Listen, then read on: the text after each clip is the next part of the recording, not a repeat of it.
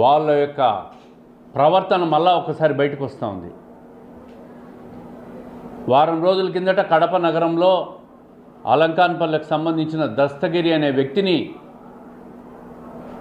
నిర్దాక్షిణ్యంగా హత్య చేసి కత్తులతో పొడిస్తే అతను హాస్పిటల్లో చేరితే మళ్ళీ హాస్పిటల్ లేకపోయి అతన్ని హత్య చేశారంటే హత్యల్లో ఆరితేరిన పార్టీ ఏదైనా రాజకీయ పార్టీ ఉందంటే అది వైకాపానే. వాళ్ళ సాంస్కృతే హత్యలు. దీని వెనక ఎంత పెద్దలు ఉన్నారో పోలీసు నిగ్గు తేల్చాల్సిన అవసరం ఉంది. నిన్న 11 మందినో ఎంతమందినో రిమాండ్ చేశారు. దీని వెనక పత్రికల్లో చూసాం ఈరోజు. అన్ని పత్రికల్లో కూడా సాక్షి మినహాయిస్తే అన్ని పత్రికల్లో కూడా స్పష్టంగా వైఎస్ఆర్ కాంగ్రెస్ పార్టీ నాయకుల దౌర్జన్యాలు, హత్యాకాండలు స్పష్టంగా పత్రికలన్నీ రాసినాయి.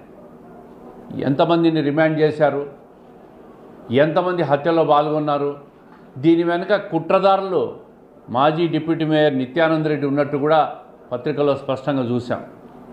పోలీసులకు కూడా అన్ని రకాల ఆధారాలు దొరికినట్టు కూడా పోలీసు వర్గాల నుంచి కూడా సమాచారం ఉంది. నేను ఈ సందర్భంగా ఏం చెప్తున్నానంటే, గతంలో వైఎస్ఆర్ కాంగ్రెస్ పార్టీ వాళ్ళు గత ప్రభుత్వంలో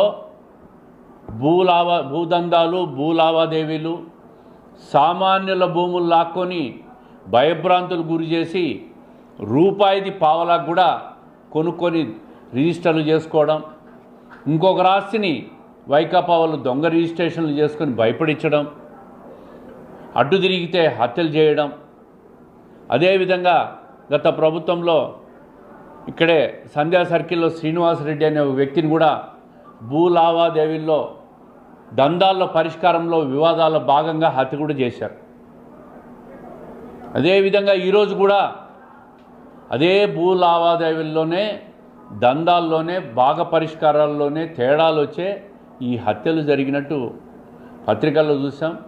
పోలీసులు కూడా అదే విధమైన సమాచారం కూడా ఇస్తూ ఉన్నారు. వైఎస్ఆర్ కాంగ్రెస్ పార్టీ వాళ్ళు ఇటువంటి హత్యలు, ఇటువంటి హత్య సంస్కృతి వాళ్ళు మానుకోవడం లేదు.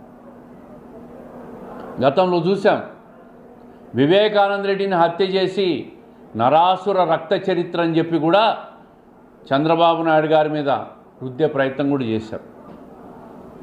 హత్యలు చేయడం, ఇంకొకరి మీద నెపం వేయడం, హత్యల నుంచి తప్పించుకునే దానికి రకరకాల సాంకేతిక పరిజ్ఞానాలు, ఎలిబీలు సృష్టించడం, తప్పించుకొని పోవాలని ప్రయత్నం చేస్తూ ఉంటారు. ఈ నగరంలో, ముఖ్యంగా కడప నగరంలో ఇప్పటికీ గత ప్రభుత్వంలో హత్య జరిగినాయి. నిన్న మళ్ళీ 2 సంవత్సరాల్లో ఇటువంటి హత్య ఒకటి జరిగింది.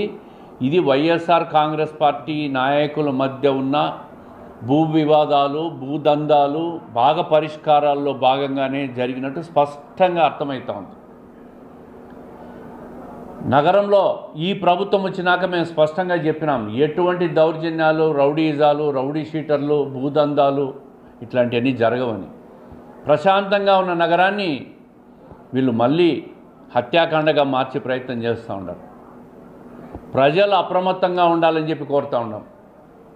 ఇటువంటి శక్తుల పట్ల చాలా జాగ్రత్తగా ఉండాలి. ఇటువంటి పార్టీని రాజకీయాల్లో ఉండనీయకుండా తరిమి కొట్టాల్సిన అవసరం ఉంది. పోలీసులు ఇప్పటికే పూర్తిస్థాయి విచారణ చేస్తూ ఉన్నారు. తప్పు చేసిన వాళ్ళ అధికారుల మీద చర్యలు తీసుకున్నారు. అదేవిధంగా ఎవరైతే దీంట్లో ఇన్వాల్వ్ అయినారో వాళ్ళందరినీ కూడా అరెస్ట్ చేయడం, రిమాండ్ చేయడం జరిగింది. పూర్తిస్థాయి విచారణ కూడా భవిష్యత్తులో జరుగుతుంది తొందరలో. ఈ సందర్భంగా నేనేం చెప్తున్నట్టు, స్పష్టంగా దీంట్లో మాజీ డిప్యూటీ మేయర్ బండి నిత్యానంద రెడ్డి ఉన్నట్టు కూడా పత్రికల్లో అన్ని రాసినారు. పోలీసులు కూడా ఎవిడెన్స్ దొరికింది 120B కింద. ఎక్కడికి తీసుకుపోవాలనుకుంటున్నారు ఈ సమాజాన్ని అని చెప్పి నేను అడుగుతూ ఉండా. నేరుగా జగన్మోహన్ రెడ్డి గారిని ప్రశ్నిస్తూ ఉండా. ఈ సమాజాన్ని ఎక్కడికి తీసుకుపోవాలనుకుంటున్నారు? కడప జిల్లాలో సొంత జిల్లా అయిన జగన్మోహన్ రెడ్డి గారు నీ సంబంధించిన వ్యక్తులు ఇటువంటి హత్యల్లో పాల్గొంటూ ఉంటే, ఇటువంటి కుట్రల్లో భాగస్వాములు అవుతూ ఉంటే ప్రజలకు ఏం సమాధానం చెప్తారు జగన్మోహన్ రెడ్డి గారు అని చెప్పి నేను అడుగుతూ ఉంటాను.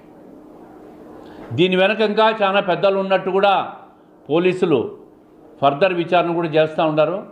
పూర్తి స్థాయి విచారణ చేసి ఎంత పెద్దవాళ్ళు ఉన్నా కూడా చట్టపరంగా చర్యలు తీసుకుంటామని చెప్పి కూడా పోలీసులు చెప్తూ ఉన్నారు. సమాజానికి విషపురుగులు వైసీపీ వాళ్ళు. అక్రమ సంపాదన, భూదందాలు, డబ్బు కోసం ఎంతకైనా తెగ ఇచ్చే మనుషులు వైసీపీ వాళ్ళు. ప్రజలను ఒక భయభ్రాంతులు గురి చేయడం, సమాజంలో శాంతిని లేకుండా చేయడం, అశాంతిని గురి చేయడం, ప్రజల్లో ఒక భయాందోళనను తీసుకురావడం, ఆ విధంగా మళ్ళీ అధికారంలోకి రావాలని ఈ అరాచక సొమ్మంతా కూడా ఖర్చు పెట్టి మళ్ళీ రావాలని చెప్పి ప్రయత్నం చేస్తుంటారు. ఇటువంటి వాళ్ళను ప్రజలు చాలా అప్రమత్తంగా ఉండాలా, జాగ్రత్తగా ఉండాలా. పోలీసులు పూర్తి స్థాయి విచారణ చేసి వీళ్ళందరినీ కూడా కఠినంగా శిక్షించాల్సిన అవసరం ఉంది.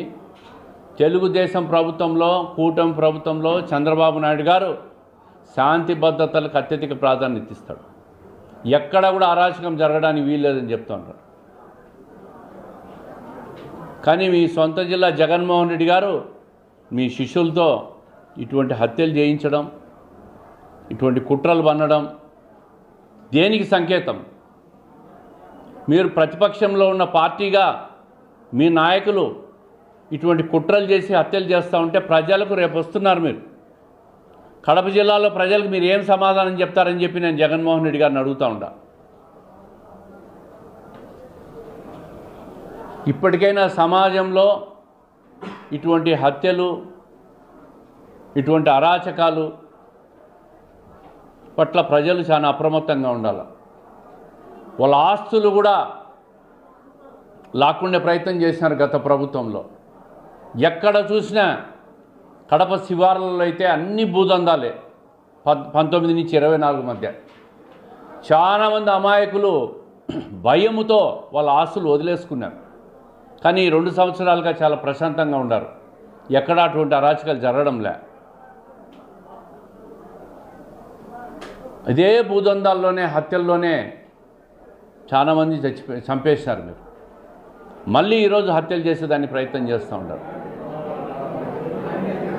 ఇటువంటి అరాచక శక్తుల పట్ల ప్రజలు అప్రమత్తంగా ఉండాలని చెప్పి నేను పదే పదే కోరుతూ, పోలీసులు పూర్తి స్థాయి విచారణ జరగాల. దీని మీద స్పెషల్ ఒక సిట్టు వేయాలా.